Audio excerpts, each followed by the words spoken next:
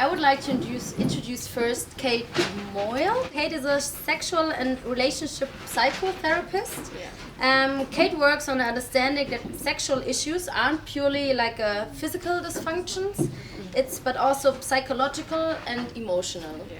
Also glad to welcome Hayley Quinn. Hayley is an internationally recognized dating expert, TED speaker, and startup founder.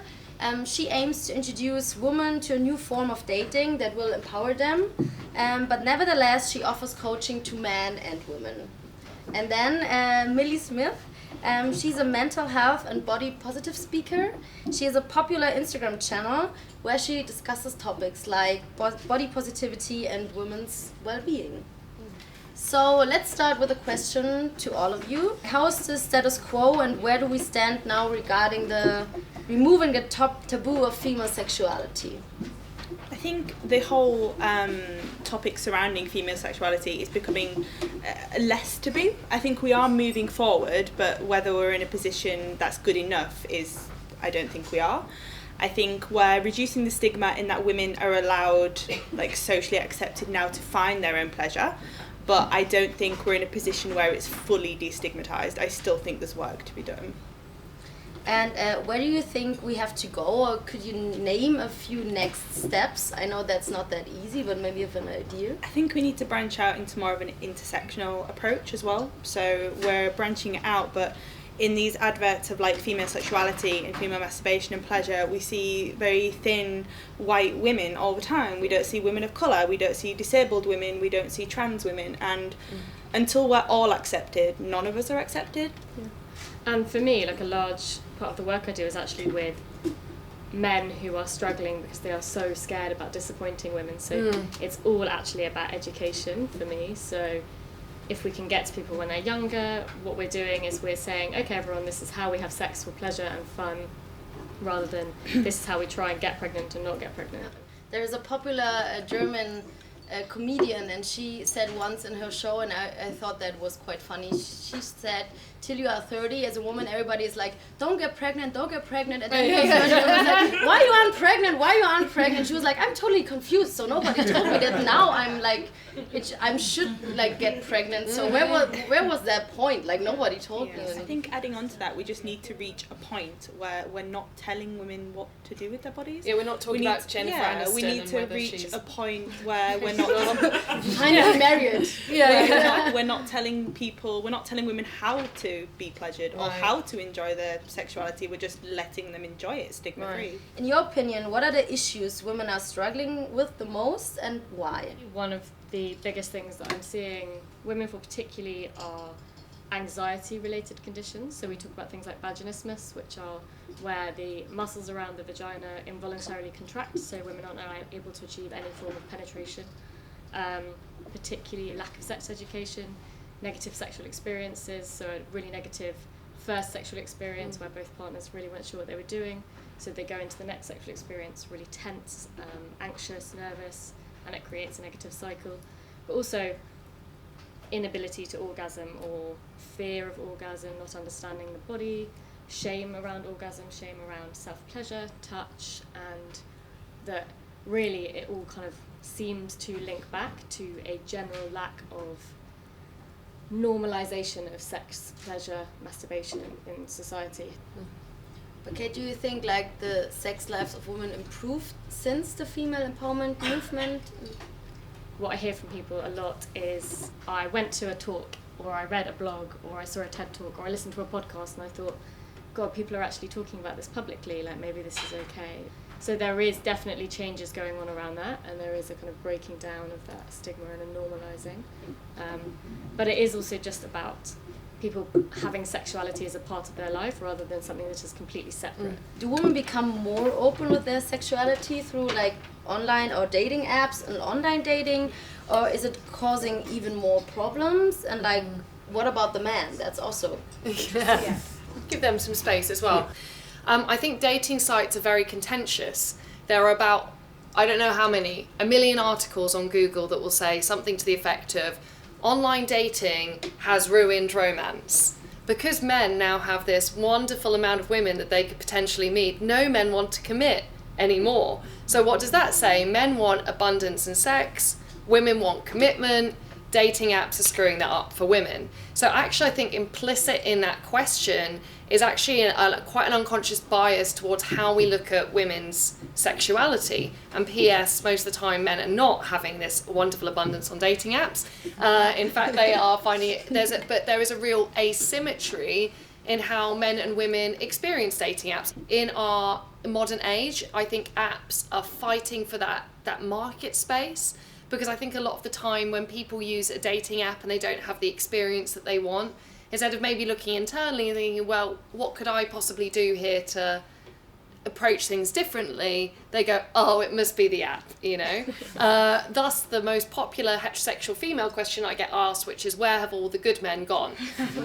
As in, there is one app or some special place that nobody is disclosing where all these guys are hanging out. If you're not having the best dating life ever, it's much easier to pretend that single men are in fact extinct than to like become more self-aware. But I also think it says something about our role as women, that we're meant to be passive recipients. You know, we're supposed to find the place, and then where these gorgeous, confident 6'2" men are, and then they're just going to come, or women, and come striding towards us.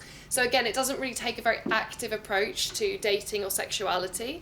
I also think there's lots of biases there which are assuming that like all women want commitment and all men want sex, and this is a huge dialogue that you see within the dating industry. To me, none of that actually represents how single men or women of any orientation are experiencing aloneness or single life in 2019. So Millie, how would you define self-love? And do you think there's a connection to female sexuality?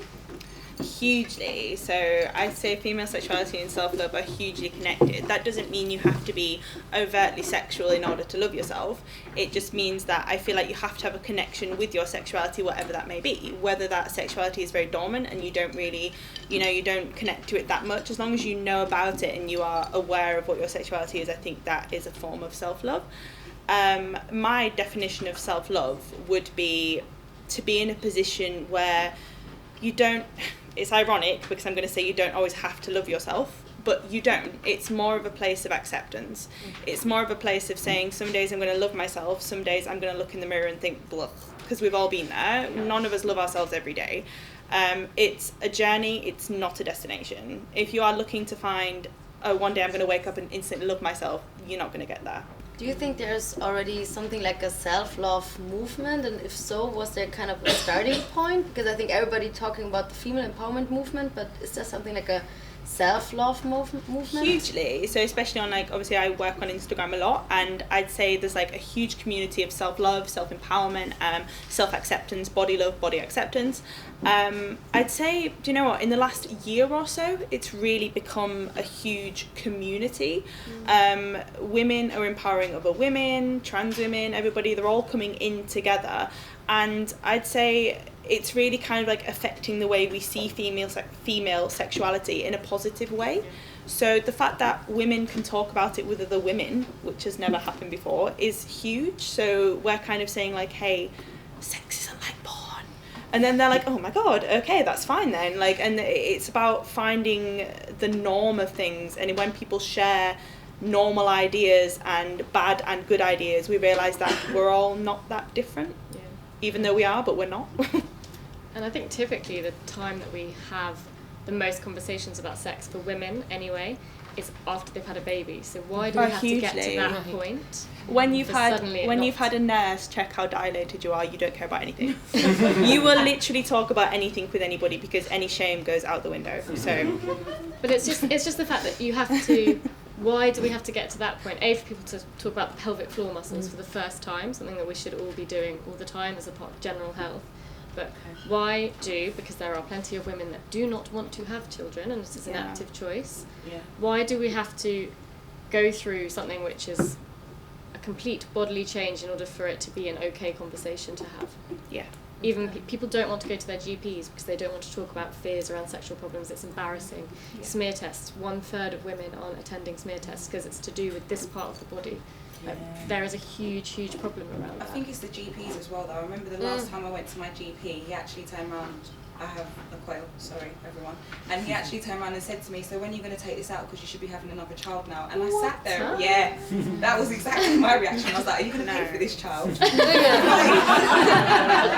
It was kind of like, there's a stigma attached to that as well. Like my nurse that has done my smear test before, she has said there is no vagina that she has or hasn't seen, like none of them will shock her anymore. You could come in there and it could literally say hello to her and she would be like, okay. Like they're not shocked, they've seen it all, they're not there to judge you on how it looks, they're there to help you. And I think that's something that we need to realise, like it's not, getting a smear test is not a sexual thing, it's a shameless thing for health. But the important thing being that if women don't know their bodies, they don't know when they change, they might not be able to recognise symptoms that are going wrong. So for example, if you've broken your arm and it really hurt and it kind of looked a bit bent and weird, you'd go to a doctor and check it out. You have the education, you're looking at something which looks different.